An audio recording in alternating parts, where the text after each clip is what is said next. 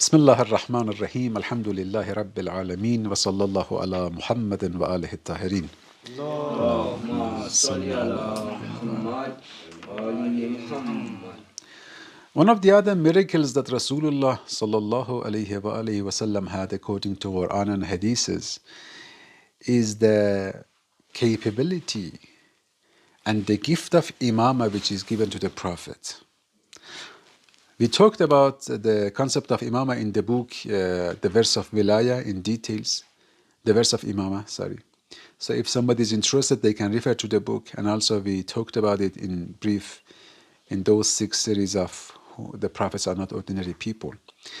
So according to this position of imama that the prophet had, as Ibrahim alayhi salam had, this is a gift Allah has given to them, one of the miraculous aspects of the imams.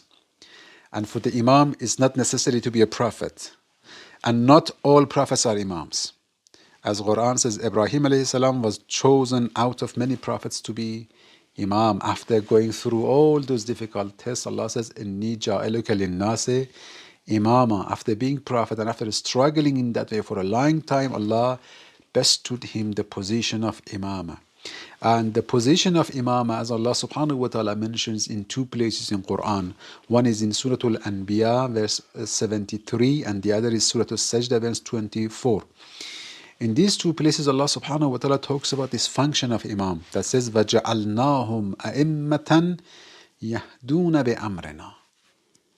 The imams, when he talks about the prophets, some of the prophets that Allah mentions the names, it says, وَجَعَلْنَا مِنْهُمْ أَئِمَّةً. We appointed from among them imams. That what is the function of imam? يَهْدُونَ بِأَمْرِنَا. They guide by our command. The prophets, they guide people without the command. Doesn't need to necessarily to be يَهْدُونَ بِأَمْرِنَا. What does it mean? Ba is ba'us sababiyya here.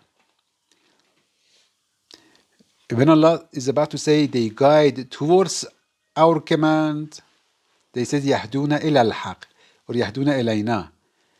When hidayah comes with ila, means to guide towards something. But when it comes by ba, means through and by something. Yeah, sometimes it says yahduna bil haq, they guide by the truth. Yahduna bi amrina, they guide by our command. What is the command of Allah? The command of Allah is إذا جاء أمره أن يقول له كن فيكون. Amr is for alamul. This is a higher level of existence. This is the realm of kun fayakun. Allah commands and it is.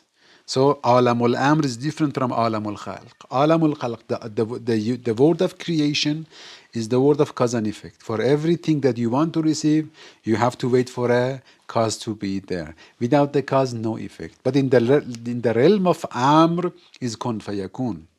When the command is there, the outcome is there, the result is there.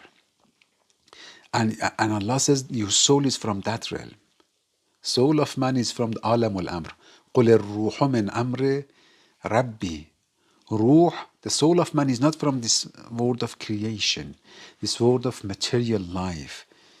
Your body is from this realm of life, but your soul is from that level of life. So soul is of a higher level, alamul amr. So if the soul is ascend to its proper place, then when it is connected to alamul amr, the soul is connected to the position of kun fayakun. That soul can command, and whatever the soul commands, it will happen. And this is how the Prophet and the awliyaullah, they do the miracles. When their souls is connected to the world of command. قُلِ الرُّوحُ مِنْ أَمْرِ رَبِّي. And Amr is إِذَا جَاءَ أَمْرُهُ أَن يَقُولَ لَهُ كُن فَيَكُونَ, as Quran says. The command of Allah comes, the result, the outcome is there. The effect is there. You don't need to wait for the causes to come. So this is amruna. Allah says, وَجَعَلْنَاهُمْ أَئِمَّةً يَهْدُونَ بِأَمْرِنَا. From the prophets, they were imams. the Imam is the one who can guide by the command of Allah. The prophets or ulama, when they guide, they have to wait for the process of cause and effect. So, as Allah says in many places to the Prophet, قُلْ إِنَّمَا أَنَا بَشَرٌ مِثْلُكُمْ يُوحَى إِلَيَّ. So in that concept, Allah says, مَا أَنْتَ إِلَّا نَذِيرٌ وَمَا عَلَيْكَ إِلَّا الْبَلَاغُ. You have a duty of iblagh, you have a duty of delivering the message, you have a duty of uh, warning people. But beside this, there is another function for the Prophet as being Imam, as being a Prophet, as being a Rasul. He has the duty of guiding through the book and through the teaching, what we call it Hidayat Tashri'i, instructional guidance. You teach people whether they like it or not, whether they accept it or not. In anta illa nadhir. You just warn people. You have a duty to deliver the message. The moment the message is delivered, you have done your duty. It's up to them whether to accept or not. This is hidayat tashri'i. But the other function, that is the function of imama, that the Prophet also have and the imams have, that is hidayat takwini, the creational guidance. You create the guidance by the command of Allah. وَجَعَلْنَاهُمْ أَئِمَّةً يَهْدُونَ بِأَمْرِنَا. We appointed them as imams. We appointed them as imams that they guide people by the command of Allah. If the Prophet can look at a heart and the heart will change. Of course, this doesn't mean that it's going to happen for everyone. Otherwise, the Prophet could change the whole people. Then there will be no free will. So it's not going to happen. It's a gift. The gift will be given for people who have kind of liability, people who have a kind of potentiality. There should be something in your life. A person might be a sinful person, but this person has a caliber, has a quality, has some criteria inside that Allah likes it. The Prophet likes it because Allah likes it. Then because of that, you will be gifted. Usually this comes to people who are very generous, who are taking care of people, who have this quality of being, merciful to people. Such people, we see that those cases that usually receive this gift were people who were generous to others. Allah likes this quality a lot. It comes in many hadiths that one of the few qualities that even it is accepted from kuffar, from non-believers, is this generosity. That Allah accepts even if a person is not a believer. It will have an influence in their life. It will give them the chance of tawfiq to be guided by such chances. One of such cases we find in Mu'jamul Kabir by At-Tabarani, volume 8, page 200, hadith 7812. He says, narrates the hadith, and Abi Amama, it comes through the chain of narration to reach to Abi Amama رضي الله عنه قال كانت امرأة ترافة الرجال. There was a prostitute, so she was with men. فكانت بذيئة, and she was very of a bad mouth. فمرت بالنبي صلى الله عليه وسلم. So once she met the Prophet وهو يأكل ثريدا على تريان. The Prophet was eating a food, and قالت انظروا إليه يجلس كما يجلس العبد. Look at the Prophet, look at him, he's sitting like the slaves. ويأكل كما يأكل العبد, and he eats like the slaves. فقال النبي صلى الله عليه وسلم فأي عبد أعبد مني. And do you know any slave to be more slave as me? I am the greatest slave. There is no one to be slave the way that I am. Means the slave of Allah subhanahu wa ta'ala. Then the Prophet knew what he was doing. The Prophet targeted the heart of the woman. قالت ويأكل ولا يطعمني. He is eating and he is not offering the food to me. The woman said to the Prophet. The Prophet said, Bismillah, kuli, you can eat. قالت ناوليني يدك. She said, no, give it by your hand. I want to receive by your hand. فناولها, the Prophet gave her.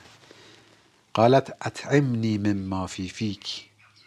The woman said, I want from the food in your mouth. From the food in your mouth. The Prophet took out and gave her. فأكلت فغلبها الحياء. The moment she ate the food, a kind of modesty and haya was created in her. فلم ترافس أحدا حتى ماتت. Then after that moment, she was not with any other man till she died.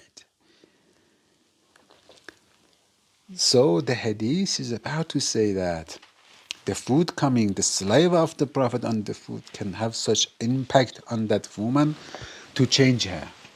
Of course, this is not to happen for everyone. Abu Lahab is not going to benefit. And if you go and study the life of this woman, you will find things, you will find something in her life that makes her liable to receive such a chance. The other example we see is Bushra Hafi. Bushra Hafi, he's one of the Zuhad Samaniya, one of the 8 ascetics and Zahids of the history. He's one of Zuhad Samaniya.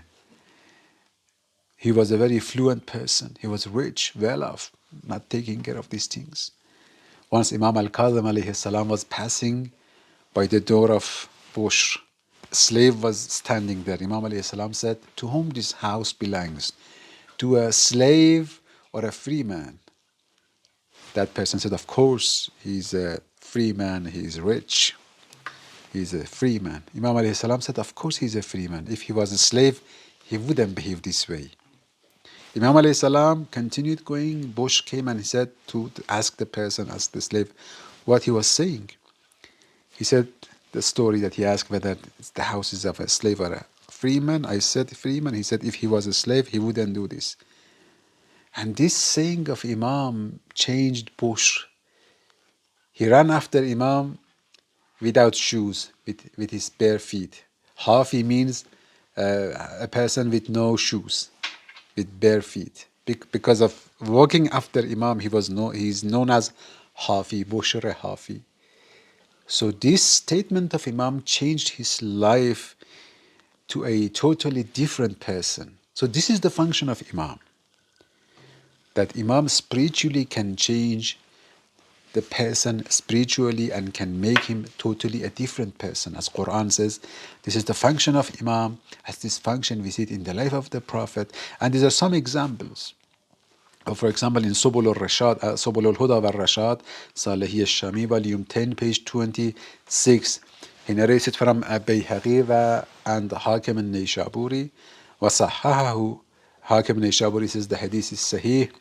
And Ali radiyallahu an, from Imam Ali, Amir al-Mu'minin alayhi salam, that Imam mentions that I was a very young boy, very young man. So the Prophet gave me a mission to go to Yemen and to judge. And Rasulullah put his hand on my chest. I said, I haven't done this job of judge, it's difficult. Rasulullah put his hand on my chest and said, go ahead. Allahumma hdi qalbahu. O Allah, guide his heart. وَثَبِّتْ لِسَانَهُ, and keep his tongue on the right path. فَوَالَّذِي فَلَقَ الْحَبَّةَ, I swear to the one who split the seed. مَا شَكَكْتُ فِي غَزَاءٍ بَيْنَ اثْنَيْنِ. After that dua of the Prophet, I was of no hesitation in any judgment. Always the truth came to my tongue after the dua of the Prophet. So this is one of the other aspects of the miracle and the capabilities that the Prophet had to have spiritual guidance delivered to people when they have the capacity and liability to receive. Inshallah, we will continue with this in the coming session. Assalamu alaikum wa rahmatullah.